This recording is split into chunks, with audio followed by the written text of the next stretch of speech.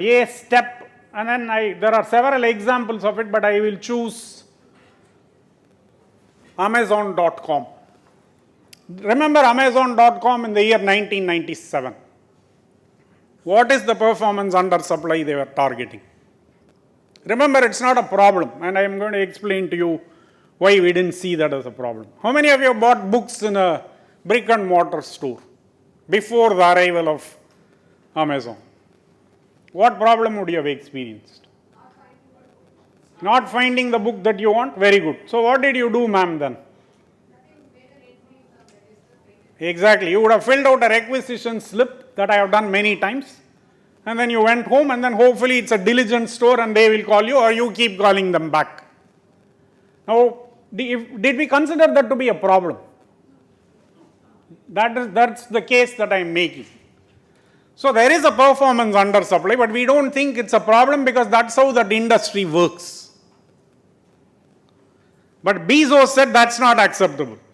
I will click that book and it will be delivered to my house. So you can rinse and repeat this over and over. Now look at Zappos. This is the company that, in the interest of time, I'm telling you, it delivers shoes over the internet. You can order shoes. Now if you have bought shoes from your brick and mortar store, what was the problem? Size. I look at the display, the shoe looks nice. I go inside and they say, sorry sir, in your size it's not available. Same problem. But Bezos didn't come up with that idea. By the time Zappos came, Amazon was in every other category but shoes. So the point I am making is there is nothing called this super uber innovating company. Everybody can find opportunity. Now Bezos had to buy Zappos for $3 billion later. It is such an important innovation. But Bezos missed it. So there is enough and more opportunity for all of us to do digital transformation.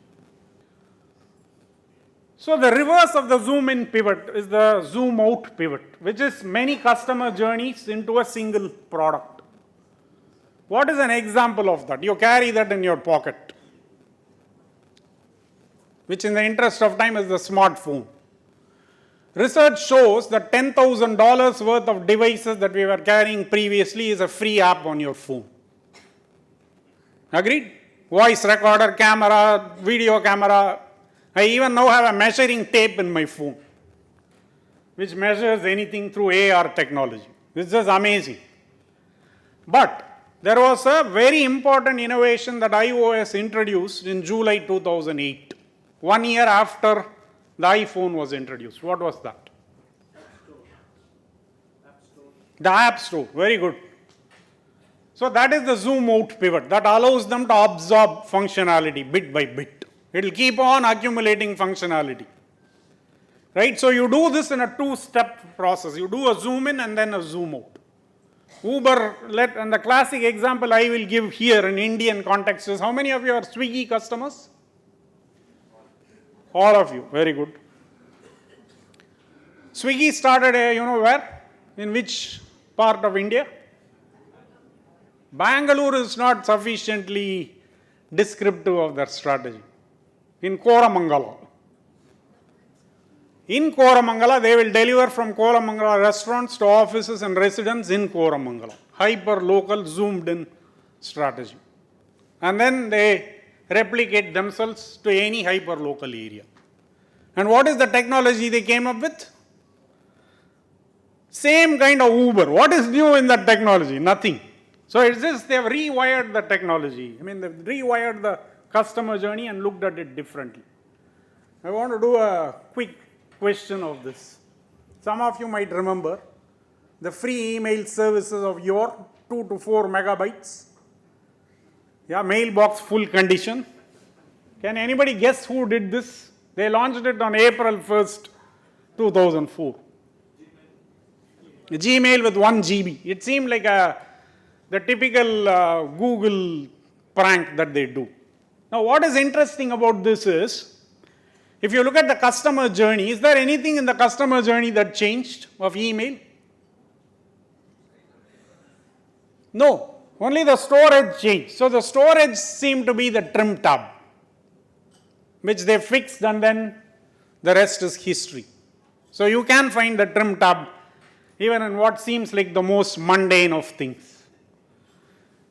There's many more examples of this. We will skip in the interest of time. So there is zoom in and zoom out. Let's just do one more. Let's do Alexa. Is it a zoom in or a zoom out? How many of you use Alexa at home?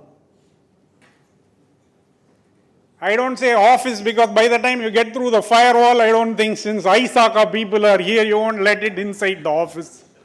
So that question can't be asked. So what is it? Is it a zoom in or a zoom out?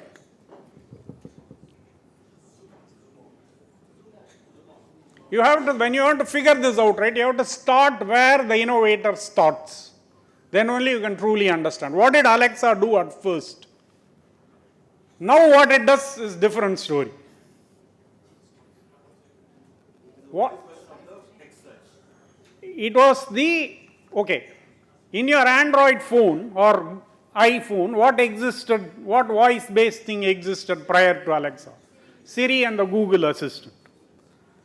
Nothing Alexa has done new. So they just pulled that functionality out. This is the zoom in pivot. Put it into a new standalone speaker. What did it do?